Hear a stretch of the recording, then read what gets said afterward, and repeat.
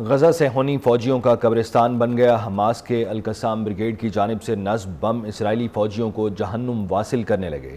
تازہ ترین اطلاعات کے مطابق غزہ کے محلہ زیتون میں ایک عمارت کے قریب بم دھماکے میں ایک صہیونی فوجی ہلاک اور 12 زخمی ہو گئے۔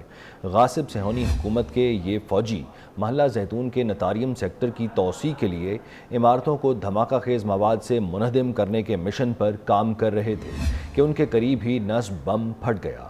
اس دھماکے میں کم سے کم ایک صہیونی فوجی ہلاک اور 12 زخمی ہو گئے۔ زخمیوں میں 4 صہیونی فوجیوں کی حالت تشویشناک بتائی جا رہی ہے۔ غاصب صہیونی حکومت کے ریڈیو اور ٹی وی نے اپنی رپورٹ میں کہا ہے کہ فوج کو یقین ہے کہ ان فوجیوں کے راستے میں گھات لگا کے دھماکہ کیا گیا۔ یہ دھماکہ ایسی حالت میں ہوا جب اس سے تھوڑی ہی دیر قبل صہیونی حکومت کی فوج کے ترجمان ڈینیل ہاگاری نے اعلان کیا تھا کہ جنگ غزہ کے آغاز سے اب تک 695 اسرائیلی فوجی ہلاک اور 4357 زخمی ہوئے ہیں۔ صہیونی فوج کے ترجمان نے ہلاک اور زخمی ہونے والے اسرائیلی فوجیوں کے یہ اعداد و شمار ایسی حالت میں بتائے ہیں کہ غاصب صہیونی حکومت اپنے ہلاک اور زخمی ہونے والے فوجیوں کی صحیح تعداد کبھی نہیں بتاتی اور سرکاری اعداد و شمار پر خود صہیونی بھی یقین نہیں کرتے۔ اسرائیلی اخبار یدیعوت الاحرار النوت نے گزشتہ دسمبر میں اپنی ایک رپورٹ میں کہا تھا کہ ہلاک اور زخمی ہونے والے فوجیوں کے جو اعداد و شمار حکومت یا فوج جاری کرتی ہے وہ اسپتالوں کے بتائے ہوئے اعداد و شمار سے بہت کم ہوتے ہیں۔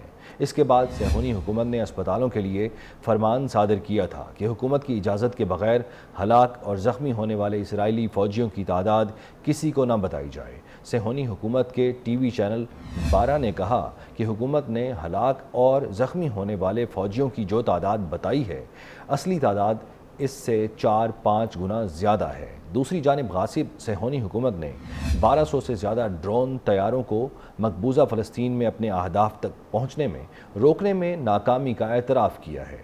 ایک رپورٹ کے مطابق صہیونی اخبار یدیعوت الاحرار النوت نے لکھا ہے کہ جن 1200 ڈرون طیاروں کو روکنے کے لیے اسرائیلی حکومت نے اپنی ناکامی کا اعتراف کیا ہے وہ دھماکہ خیز مواد کے حامل تھے اور اسرائیل کے سیکیورٹی اداروں کے لیے ان کا مقابلہ مشکل تھا۔ صہیونی میڈیا ذرائع نے 2 روز پہلے بھی مقبوضہ فلسطین کے الجلیل علاقے میں استقامتی محاذ کے ڈرون طیاروں کے داخل ہونے اور خطرات کے سائرن بجنے کی خبر دی ہے۔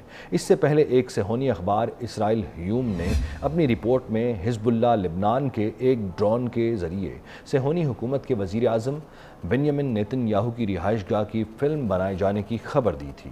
رپورٹس میں بتایا گیا ہے کہ صہیونی حکومت کے جنگی طیارے اس ڈرون کا پتہ لگانے اور اس کو روکنے میں ناکام رہے تھے۔ دوسری جانب صہیونی فوج کے ایک ریٹائرڈ جنرل نے پیش گوئی کی ہے کہ اگر تحریک مزاحمت کے ساتھ تھکا دینے والی جنگ جاری رہی تو اسرائیل کی یہ حکومت 1 سال سے بھی کم عرصے میں ختم ہو جائے گی۔ صہیونی حکومت کے ریٹائرڈ جنرل اور فوجی ماہر اسحاق برق نے ایک بار پھر حکومت کے وزیر اعظم بنیامین نیتن یاہو کی جانب سے جنگ بندی کے معاہدے کے حصول کی راہ میں روڑے اٹکائے جانے پر کڑی نکتہ چینی کی۔ انہوں نے کہا کہ نیتن یاہو کی اضافی شرائط نے جنگ بندی اور قیدیوں کی واپسی کو مشکل بنا دیا ہے۔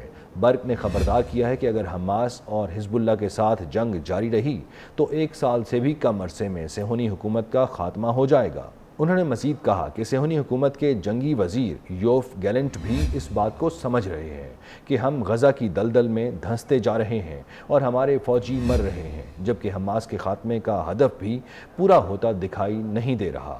مصر، قطر اور امریکہ کی جانب سے غزہ کی پٹی میں جنگ بندی کے معاہدے تک پہنچنے کی کوششوں کے باوجود نیتن یاہو نے ایک بار پھر معاہدے کی راہ میں رکاوٹیں کھڑی کر دی ہیں۔